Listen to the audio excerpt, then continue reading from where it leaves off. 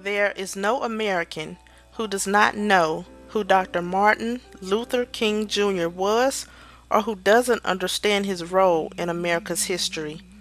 He was the most prominent black leader of the nonviolent civil rights movement of the 1950s and 60s.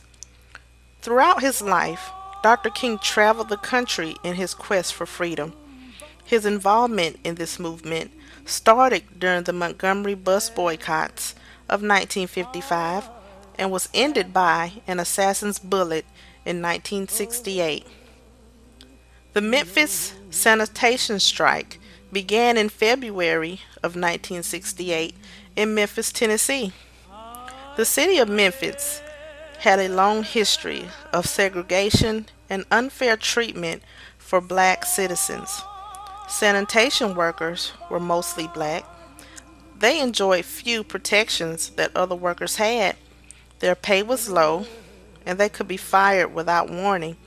These workers were earning between $1.60 and $1.90 an hour. The strike was brought on by years of poor pay and dangerous working conditions. Then, on February 1st in that year, two black workers were crushed to death in garbage compactors where they were taking shelter from the rain. This further fueled the sanitation strike. The workers had been trying to organize since the early 1960s, but their efforts to join the union were met with hostility by the mayor of Memphis. That morning, more than 1,300 workers did not show up for work.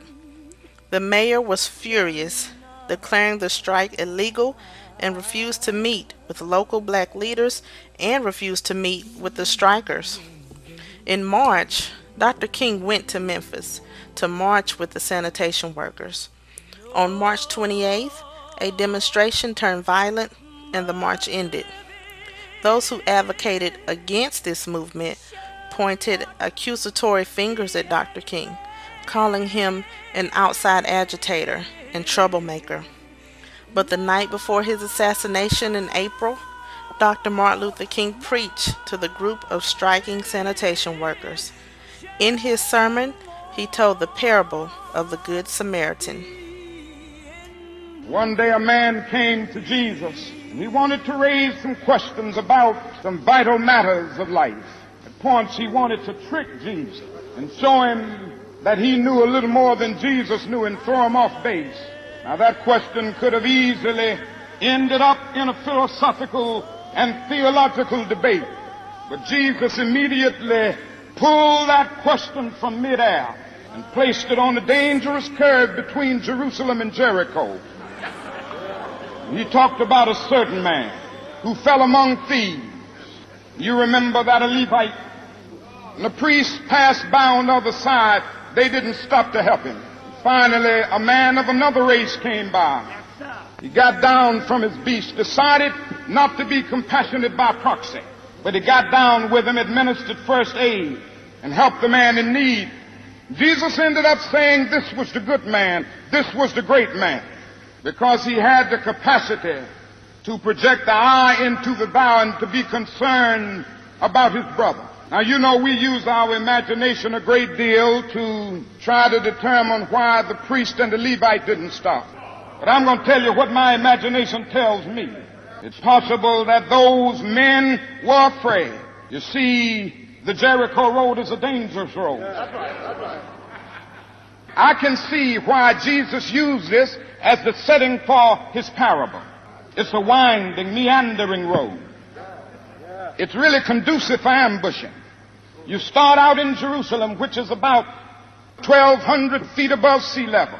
And by the time you get down to Jericho, you're about 2,200 feet below sea level.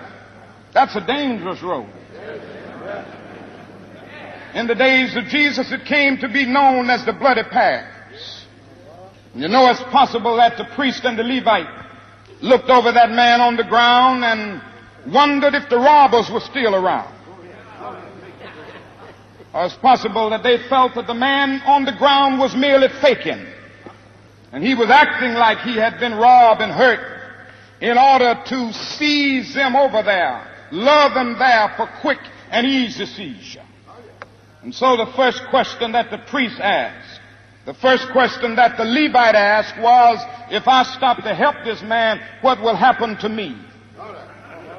But then the Good Samaritan came by, and he reversed the question. If I do not stop to help this man, what will happen to him? That's the question before you tonight. Not if I stop to help the sanitation workers, what will happen to my job? Not if I stop to help the sanitation workers, what will happen to all of the hours that I usually spend in my office every day and every week as a pastor? The question is not if I stop to help this man in need, what will happen to me? The question is, if I do not stop to help the sanitation workers, what will happen to them? That's the question.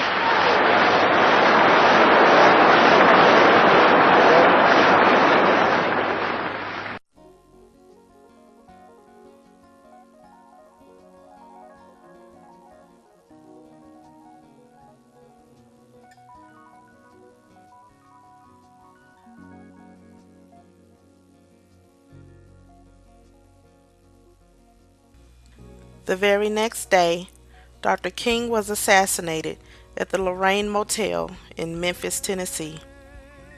4 days later, a completely silent march led by his wife, Mrs. Coretta Scott King, attracted 42,000 people. The strike ended on April 16, 1968, with a settlement that included union recognition and wage increases for the sanitation workers. This was a turning point for the workers who had suffered extreme mistreatment.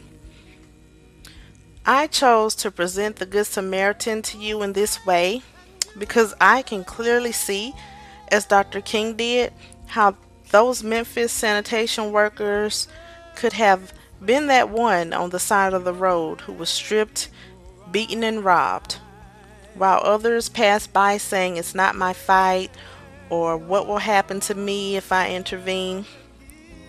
God is calling for the ones who are willing to put themselves out there in the service of others. Unfortunately, this cost Dr. King's life. I pray that you enjoy the presentation, and I hope that my message was relayed in the manner that I intended. Thank you all for watching.